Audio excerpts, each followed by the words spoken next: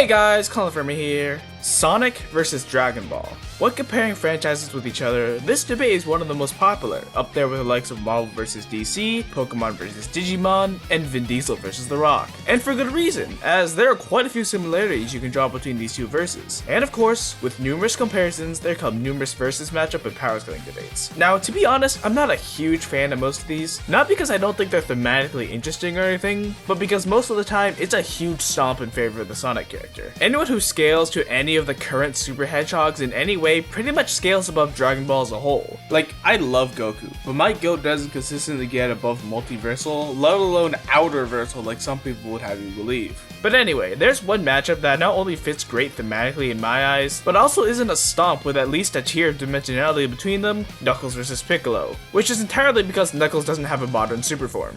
Kinda. I'll get to that later. So that's what I'll be analyzing in this video. Which one of these stoic rivals will come out on top in a one-on-one fight? If you enjoyed the video, make sure to like and subscribe, as these take a ton of effort to make and I do a lot of stuff like this on the channel. Feel free to comment down below who you think is going to win and why, and feel free to drop suggestions for matchups down below or in my Discord. Of course, a quick spoiler warning for both of these franchises. And to quickly clarify, I'll be using Knuckles from the main game continuity, which includes the IDW comics, and for Piccolo, I'll be mainly using the anime continuity, since it's the version of the story that most people, including myself, are most familiar with. With that out of the way, let's start with Knuckles. Do I look like I need your power? Knuckles the Echidna, first appearing in Sonic the Hedgehog 3, is the guardian of the Master Emerald, and unlike Sonic, he doesn't chuckle. Except for, you know, his very first on-screen appearance. Hailing from Angel Island, Knuckles started out as an antagonist, before becoming more of a friendly rival towards Sonic. Due to this, his scaling is pretty simple, as he pretty much just scales to Sonic, just being a little bit stronger and a little bit slower, with him showing numerous times that he can still fight on par with Sonic and characters that are on par with Sonic. Now, I could spend all day going over his lower end brown dwarf, the solar system, to galaxy level scaling, but he's fighting a Dragon Ball character, so let's get right to the big stuff. In Sonic Riders, Sonic defeats the Babylon Guardian, who had an absolute control over an infinite dimension, scaling Sonic and friends to high universal. Later, in Sonic and the Secret Rings, Sonic fights and defeats Eraser Jin, who had previously absorbed half of the Arabian Nights, which could be interpreted as anywhere from 2 to maybe 500 separate universes, depending on how big you think the Arabian Nights are, making this feat low multiversal. Sonic characters being low multiversal in base is actually surprisingly consistent, as in Sonic Unleashed, Sonic fights the Egg Dragoon. The Egg Dragoon was said to be the pinnacle of Dr. Eggman's mad science, meaning it likely scales above his previous mechs like the Super Egg Robot, which was able to briefly stagger and restrain Super Sonic. Now, while modern Super Sonic scales to Solaris' super dimensionality over the verse, making him 5 or 6D depending on interpretation, this doesn't mean that Super Sonic during the Adventure era scales this high. Sonic has clearly shown that he gets much stronger as the series goes on, something that also applies to his super forms. Therefore, we can't really use feats that come after this, only before or around this time period. So Super Sonic at this point would at best scale to low multiversal due to fighting the Egg Salamander that was threatening to destroy both Sonic and Blaze's universes simultaneously. Base Sonic also defeats Perfect Chaos in Sonic Generations, which he needed the power of the Chaos Emeralds to do before, which is not only evidence of him growing stronger over time, but once again makes him consistently in the low multiversal ranges of power in base. Alright, let's move on to the stat that the franchise is known for, speed. Once again, Knuckles pretty much just downscales from base Sonic, who has been massively faster than Light Plus ever since Sonic Rivals. However, there are actually numerous arguments for infinite, inaccessible, or even immeasurable speed from the Sonic cast. For those who aren't familiar with these terms, infinite speed refers to a character being able to move an infinite distance in a finite amount of time, inaccessible speed refers to a character being able to move without the presence of time at all,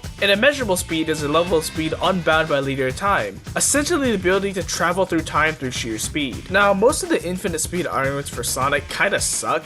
For example, there's a statement that the corridor of the Night Palace is infinite in size, but Sonic doesn't really cross the whole thing, instead just traveling to a place within this infinite realm. The Null Realm was also stated to be infinite in size, but Sonic doesn't travel the entire dimension, he just breaks out of it with the help of your furry OC. So infinite speed Sonic is a little dubious, but his inaccessible speed arguments are a little better. He was able to move in white space in Sonic Generations, which were described to not have time at all, scaling him to an accessible speed. And then there's his feats of immeasurable speed, which he debatably has all the way since Sonic CD, where he was seemingly able to time travel just by running, though this was also just stated to be a byproduct of him running at light speed near the sign. And Tails stated that Sonic was accelerating through time when restoring the timeline in Generations, which is a debatably immeasurable speed feat if you take it literally. Personally, I think scaling the Sonic cast to immeasurable speed without the emeralds is pretty inconsistent, but there are some arguments for it. And while he is a bit slower than the blue blur, Knuckles is still able to keep up with Sonic, so he just downscaled to wherever Sonic scales in terms of speed. Moving on to his abilities now, Knuckles is a skilled fighter and acrobat. He can glide by somehow trapping wind under his locks, climb and burrow using his metacryprophalangeal joint, and can punch so hard that his fists explode the air around them. He even has a little bit of toon force and elasticity, having access to hammer space and being able to enlarge his fists to hit harder. He also has numerous techniques to use in fights or races. With the boost, he can temporarily amp his speed. With the spin dash, he can build up momentum and power for a big hit. With the rock free fall and meteor crush, he can launch large rocks and meteors at his opponent. With the power flash, he can temporarily immobilize others, and with the thunder arrow, he can summon lightning. With his extreme gear, he can fly, amp his speed, manipulate gravity, turn invisible, and even interact with non-physical objects like lasers. With the elemental shields, he can take an extra hit of damage, and he can amp himself with items like the high speed shoes and power cores. He can change his size, withdraw, and shrink, and with wisps, he can transform into a beam of energy, manipulate gravity, and dig even better than he did before. And with power-ups from Sonic rivals, he can manipulate fire, ice, electricity, wind, and even create illusions.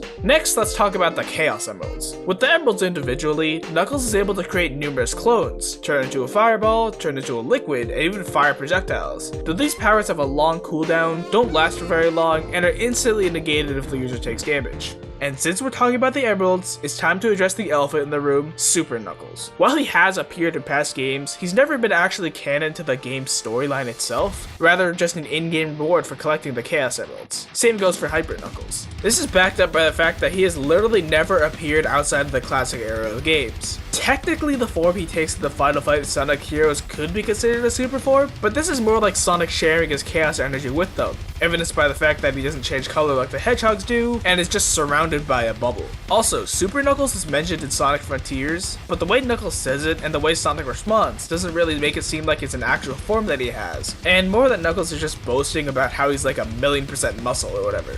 But even if you want to give Knuckles a super form, hyper form, or a super bubble thing, there is no evidence that Super Knuckles will scale to current Super Sonic. The Chaos Emeralds have been stated to vary in power depending on their usage and situation, and there's no evidence that Knuckles could tap into the power to the same degree that Sonic could. I've seen people say that Knuckles' connection to the Master Emerald could mean that he could tap into them to a similar degree, but that's just a theory. A wildly speculative assumption that isn't really based on any sort of evidence. Like, the strongest boss that Super Knuckles has canonically fought is Metal Overlord, while teaming up with two other super characters, who gets beat up later by Shadow without emeralds or help. There isn't really any evidence to say that it's more than just a vague boost in Knuckles' stats, though I do think he would likely be in the multiversal tier power with these forms. It would give him some stuff like fight and invulnerability, though he can't use any of the individual emerald powers when he's in this form, and he's only able to stay in this form while he has rings. He only has a limited amount of these, and they passively drain from him while the super form is being used, and can also be used up with certain attacks or being attacked by someone relative to him in AP. In fact, a strong enough attack can even momentarily knock the emeralds out of him completely. Speaking of rings, in base, they give Knuckles the ability to survive fatal blows at the cost of losing them when hit. So Knuckles has a lot of abilities and items up his gloves. However, this versatility has a caveat in the form of his greatest weakness, his intelligence. Now, Knuckles in the game isn't as dumb as certain other versions would lead you to believe, but he isn't exactly a genius either. He's been tricked by characters like Eggman several times, and it's been directly stated that his stubbornness can make his versatility ineffective, and that his attacks are easily readable. So overall, Knuckles would be in the low multiversal ranges of AP and durability, with anywhere from MFDL plus to inaccessible to maybe even immeasurable speed. So, how does that compare to Piccolo? Before we get to the Grill Master himself, I just wanted to quickly thank y'all for the insane growth on this channel, as we just hit over 9,000 subscribers. And honestly, if you guys all subscribe, I think we can hit 10k before the end of the month, since only 2% of my viewers currently are subscribed, which is really low. If y'all manage to reach this goal, as a reward, I'll let y'all decide the next matchup that I'll be covering in this channel. So make sure to subscribe if you want to participate in that, and hit the notification bell to be notified. Anyway, on with the video. It's all yours, Special Beam Cannon! Piccolo, or more accurately Piccolo Jr., is the child and reincarnation of the great Demon King Piccolo, one of the final antagonists of Dragon Ball OG. Hailing from planet Namek, Piccolo started out as an antagonist, before becoming more of a friendly rival towards Goku. To reiterate, I'll mainly be using the anime continuity of Dragon Ball, as it's the version of the story that most people, myself included, are more familiar with. However, I will also be loosely using the manga at times to fill in some gaps, mainly the arcs that have yet to be animated. With that out of the way, let's get to his scaling. Now I could go on about his planetary, to star, to solar system level metas as the story progresses, but I know that's not what y'all are here for. So let's skip the fluff and move on straight to Dragon Ball Super, and one of the most famous feats in all of power scaling, Goku and Beerus' Punch Clash. The shockwaves from this Punch Clash were threatening to destroy the entirety of Universe 7, which is a macrocosm consisting of the mortal realm, the afterlife, and the realm of the Kai, which are not only confirmed to be infinite in size, but are also confirmed to be separate spacetimes as well. So Goku, who is hitting with the exact same force as Beerus,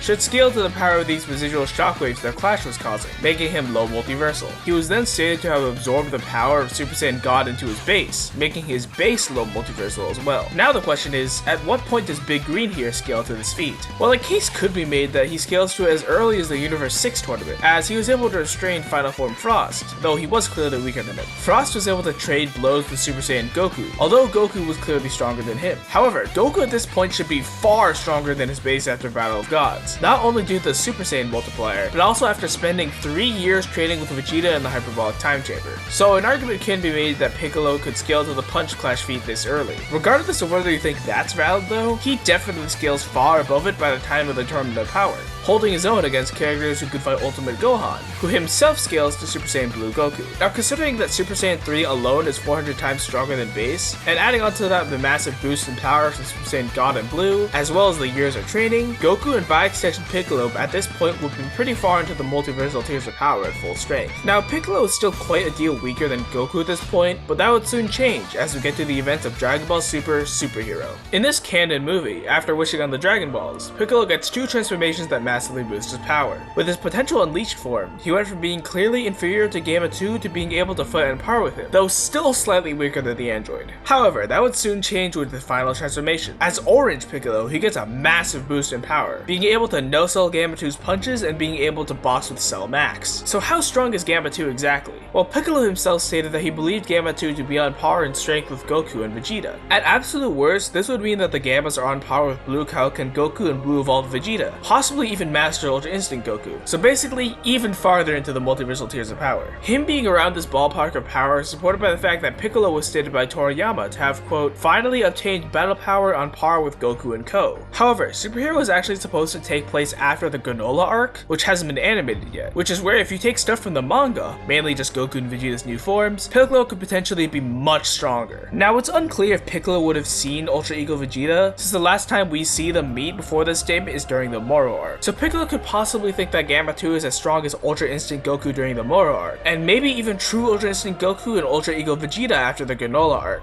And then he proceeds to one-shot Gamma 2. And with the manga comes even more statements implying Piccolo is relative to the Saiyans in strength, even after the Granola arc. So Piccolo is at the very least relative to the current Saiyans, possibly stronger, landing him very, very far into the multiversal ranges of AP. Now, there are a couple arguments to get Dragon Ball characters to higher dimensional tiers of power, but pretty much all these are either mistranslations or misunderstandings of things stated in supplementary material. There isn't really any way to get them consistently higher than multiversal, so that's where Piccolo's AP caps. As for speed, in Dragon Ball, an increase to AP directly correlates to an increase in speed, meaning Piccolo would be relative to characters around his level of AP. Dragon Ball characters have been MFTO Plus arguably since the Namek saga, though there are arguments for infinite to accessible to even immeasurable speed, even as early as the Buu saga, due to Goku physically flying from Grand Kai's planet to the afterlife, in infinite distance. Another infinite speed feat once again comes to the Battle of the Gods Punch Clash, where the shockwaves from their punches reach not only the entire living world, but crossed into the other realms as well, meaning they traveled an infinite distance in a finite amount of time. Goku's punching speed should scale to these shockwaves, and Piccolo should scale to this for obvious reasons. Dragon Ball also also has his fair share of inaccessible speed arguments, like Goku being able to move in Trunks' timeline after Zeno erased the entire thing.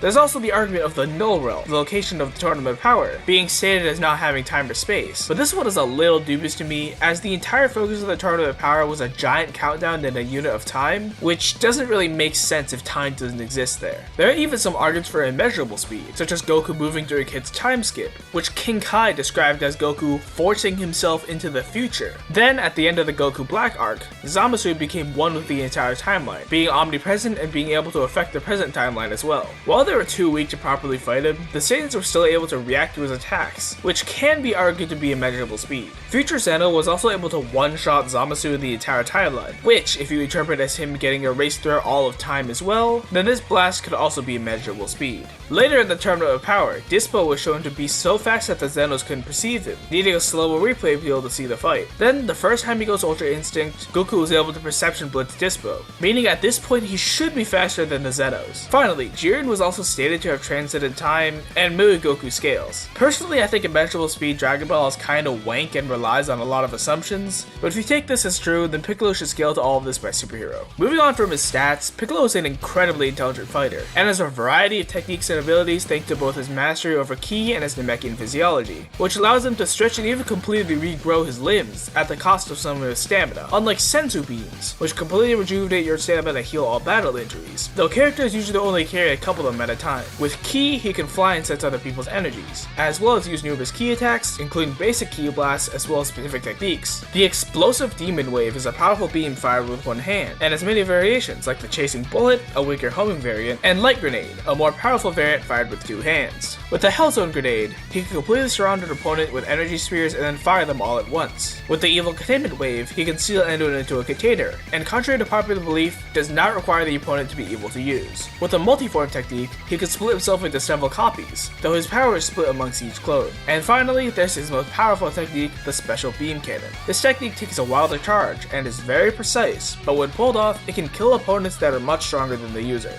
So overall, I have Piccolo pretty far into the multiversal tiers of AP and durability, with infinite to accessible to maybe immeasurable speed.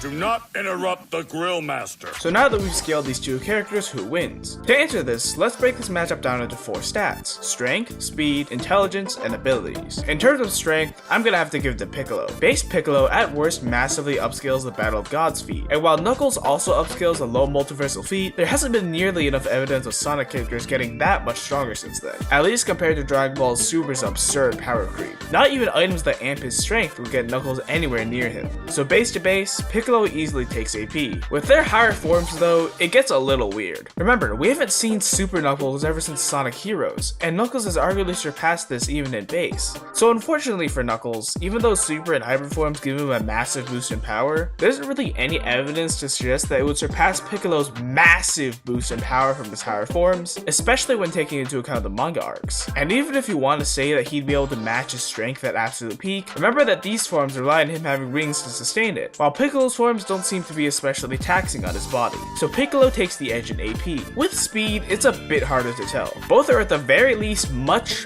faster than Light, but their speeds at best aren't finite. Piccolo does have better arguments for infinite speed than Knuckles, though they do both have inaccessible speed arguments. Both of them do also have immeasurable speed arguments, though I do think scaling both these characters to immeasurable is wank. So they would both scale to the infinite to inaccessible tiers of speed, making them relative in this department. However, Knuckles is able to amp his speed with techniques like the boost and spin dash, so he might have a slight edge in speed during certain moments in the fight. Next up is intelligence or battle IQ, which in my opinion isn't as debatable as the physical stats. Game Knuckles isn't as dumb as, say, Boom Knuckles, and it's actually a pretty skilled fighter, but he's still been described to be stubborn and predictable. Meanwhile, Piccolo has been training literally since he was born, and has been shown to outsmart and outplay his opponents several times, being able to figure out his opponent's weaknesses quickly due to his astute observation and key sensing. Don't get me wrong, Knuckles is incredibly skilled, being stated by Sonic to be one of the 2 best trained fighters out of the squad, but Piccolo is just built different. So Piccolo takes the edge in IQ, which leads us to our last factor, abilities. They both have a plethora of abilities, with a lot of them being pretty similar, though noticeably, Piccolo seems to have an advantage in more of these abilities than not. Knuckles can glide, while Piccolo can freely fly. Knuckles can grow his fists, while Piccolo can stretch his limbs. Knuckles can create explosion with his fists, but Piccolo can create explosion with his key attacks, which leads us to another big advantage that Piccolo has,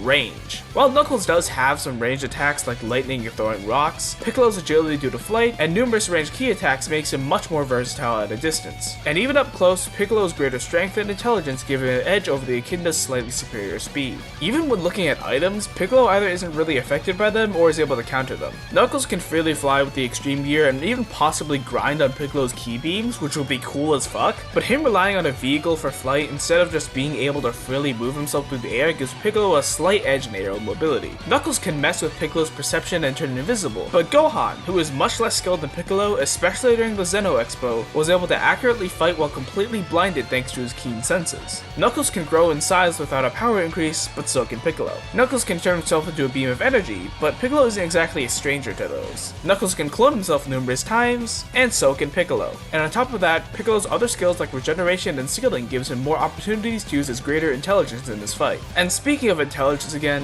Knuckles' intelligence and personality is a huge detriment in this matchup. The thing is, he tends to jump into fights without thinking or planning, relying on his own strength instead of all these items that might actually put Piccolo down if used at their fullest potential. With proper strategy, Piccolo could be overwhelmed by the sheer amount of bullshit Knuckles has at his fingertips. Unfortunately though, Knuckles just isn't the kind of guy to do that.